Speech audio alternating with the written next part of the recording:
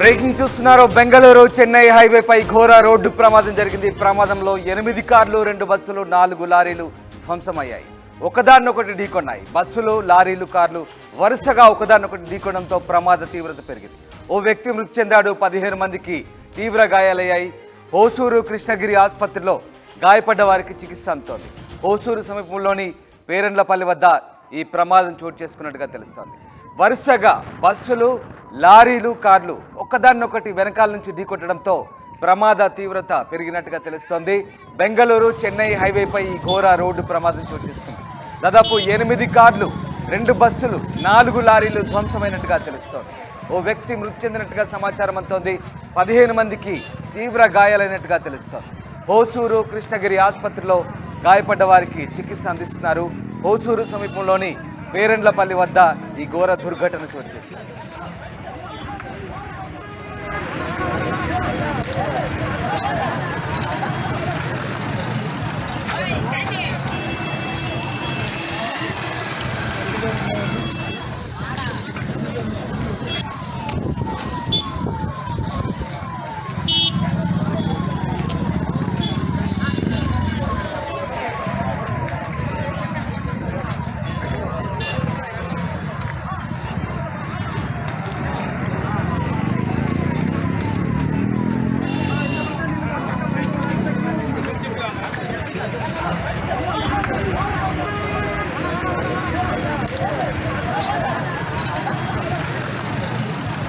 హైవేపై భీభత్సం చోటు చేసుకుంది. మీరు చూస్తున్న దృశ్యాలు బెంగళూరు చెన్నై హైవేపై జరిగిన రోడ్డు ప్రమాదానికి సంబంధించినవి. వరుసగా 8 కార్లు, 2 బస్సులు, 4 లారీలు ధ్వంసమయ్యాయి. ఒకదాన్నొకటి ఢీకొన్నాయి కార్లు, బస్సులు, లారీలు. ఓ వ్యక్తి మృతి చెందాడు. 15 మందికి తీవ్ర గాయాలయ్యాయి. హోసూరు కృష్ణగిరి ఆసుపత్రిలో గాయపడ్డ వారికి ట్రీట్మెంట్ అందుతోంది. అయితే ఎందుకు వరుసగా ఈ వాహనాలు ఢీకొట్టాయనే దానికి సంబంధించి ప్రాథమికంగా ఆరా తీస్తున్నారు పోలీసులు. హోసూరు సమీపంలోని పేరండ్లపల్లి వద్ద ఈ ప్రమాదం చోటు చేసుకుంది. మా ప్రతినిధి లోకేష్ జైన్ అవుతున్నారు. లోకేష్, వరుసగా వాహనాలు ఒకదాన్నొకటి ఢీకొట్టాయి. దాదాపు కార్లు, బస్సులు, లారీలు. ఎందుకు ఇలాంటి ప్రమాదం ఎందుకు చోటు చేసుకుంది?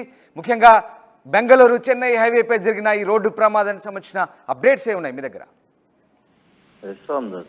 బెంగళూరు చెన్నై హైవేకి సంబంధించి హుసూరు దగ్గర ఉండేటువంటి పేరెండ్లపల్లి సమీపంలో జరిగినటువంటి హైవేపై జరిగినటువంటి ఈ రోడ్డు ప్రమాదానికి సంబంధించి అసలు ఏం జరిగింది సిచ్యువేషన్ అని అబ్జర్వ్ చేసేటువంటి పనులు కావచ్చు, కేసు నమోదు చేసి దర్యాప్తు చేస్తున్నారు పోలీసులు.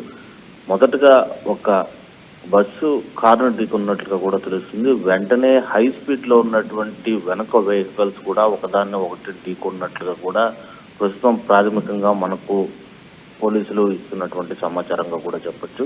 మొదటగా ఒక కారును ఢీకొన్నటువంటి బస్సు, అనంతరం వెనుకలో వస్తున్నటువంటి లారీలు కావచ్చు, ఇతరత్ర కార్లు కావచ్చు, అదేవిధంగా బస్సులు కావచ్చు, ఒకదాన్ని ఒకటి ఢీకొట్టినటువంటి పరిస్థితి ఉంది. ఒక కార్ పూర్తిగా టాపే లేకుండా ఎయిర్ బెలూన్స్ కూడా ఓపెన్ అయినటువంటి విజువల్స్ ని, అదేవిధంగా ఫొటోస్ ని కూడా మనం స్క్రీన్ పైన చూడొచ్చు. అయితే ఈ ఘటనకు సంబంధించి ఒక వ్యక్తి స్పాట్ లోనే మృతి చెందగా దాదాపు 15 మంది ప్రయాణికుల వరకు కూడా తీవ్ర గాయాల పాలైనటువంటి పరిస్థితి ఉంది. పాక్షికంగా మైనర్ గా గాయపడినటువంటి వారి సంఖ్య కూడా దాదాపు ఇంకా 10 మందికి పైగా ఉన్నట్లు కూడా పోలీసులు చెప్తున్నటువంటి పరిస్థితి.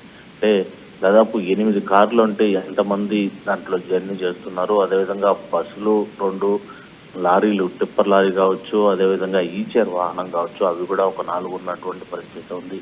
దీంట్లో ప్రయాణిస్తున్నటువంటి ప్రయాణికులందరికీ కూడా పాక్షికంగా గాయాలైనటువంటి పరిస్థితి ఉంది. వెంటనే ఆ దగ్గరలో ఉండేటువంటి హుసూరు కావచ్చు, కృష్ణగిరికి సంబంధించినటువంటి ప్రభుత్వ ఆసుపత్రులకి అంబులెన్స్ ని హుటాహుటిన అక్కడికి తీసుకురావడం, వాళ్ళని అక్కడికి తరలించినటువంటి పరిస్థితి ఉంది.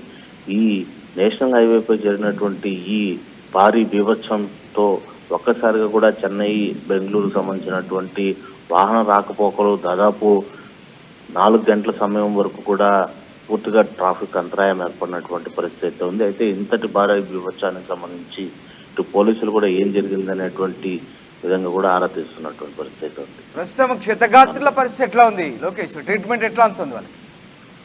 ప్రస్తుతం అయితే ఇటు హొసూరుకు సంబంధించినటువంటి కలెక్టర్ కూడా వాళ్ళందరినీ కూడా అబ్జర్వ్ చేస్తూ ఉన్నారు.